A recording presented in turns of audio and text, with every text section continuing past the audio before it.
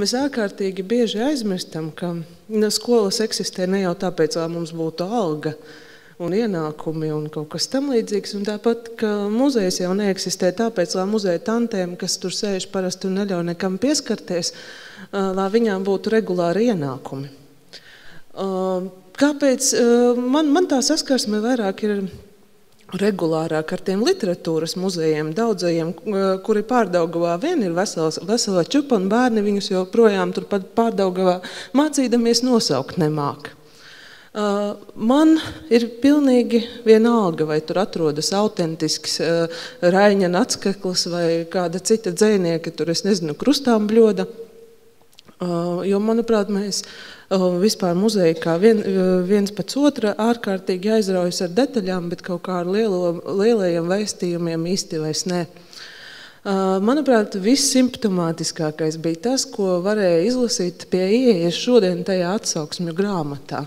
Cik ļoti viņiem ir nepatikusi tieši šī izstāde, jo neskatoties to, ka tie ir muzejnieciskas vērtības, tad tiem priekšmetiem, manuprāt, īsti nav dizains, jā, bet muzejnieciska vērtība ne. Tur stāv tie baltie mulsinošie cimdiņi. Un tad tu nezini, vilkt tos cimdiņus, nevilkt tos cimdiņus. Ja blakus bodē, tu vari to grāmatu aptaustīt tāpat. Un, manuprāt, šie mulsinošie jautājumi ir tie, kas mums lietotājiem ir paši svarīgākie. Es redzēt, nevis ar tiem smalkajiem un dizainētajiem cilvēkiem ikdienā pavadu laiku, bet ar tādiem no 16 līdz 19.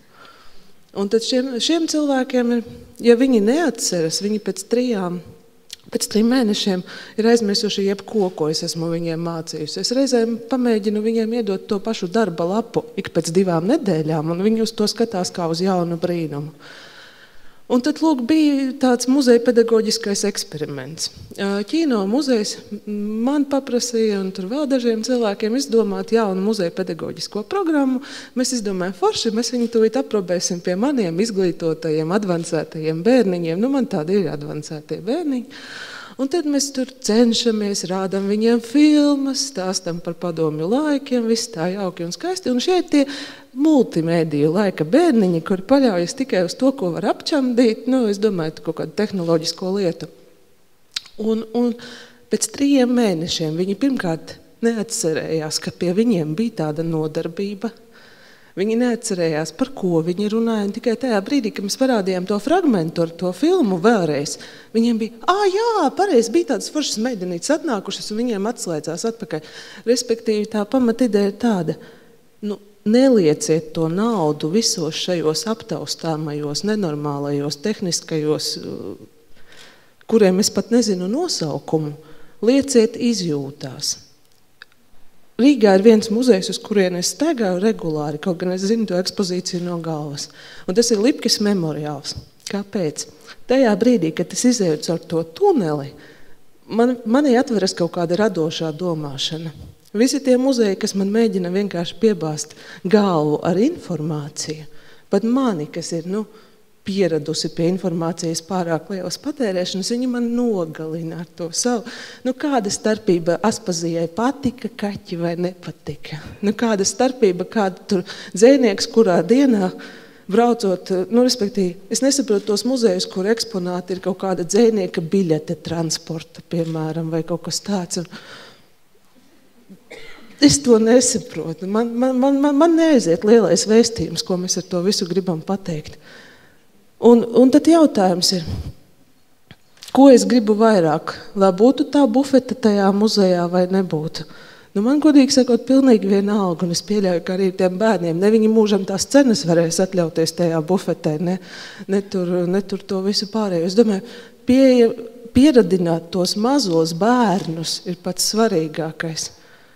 Mēs tagad visi esam tādi smuki un sapucējušies un tādi snobiski, bet ja mēs neesam viņus pieradinājuši pie tā, ka viņiem jānāk. Vienā skaistā brīdī tie stāvēs tie muzeji tādi, kur elegantām dāmām un elegantiem kunkiem sūkt elegantus vīnus, elegantās prezentācijas, un pārējā laikā tur būs tukšs. Un kas būs tie abstraktie turisti, kas uz turienu brauks vai nebrauks?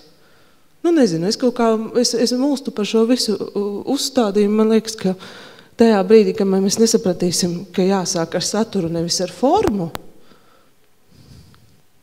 Manuprāt, jāsāk ar saturu, bet tas tā. Ir visi šie mākslas muzeji, ar savu specifiku.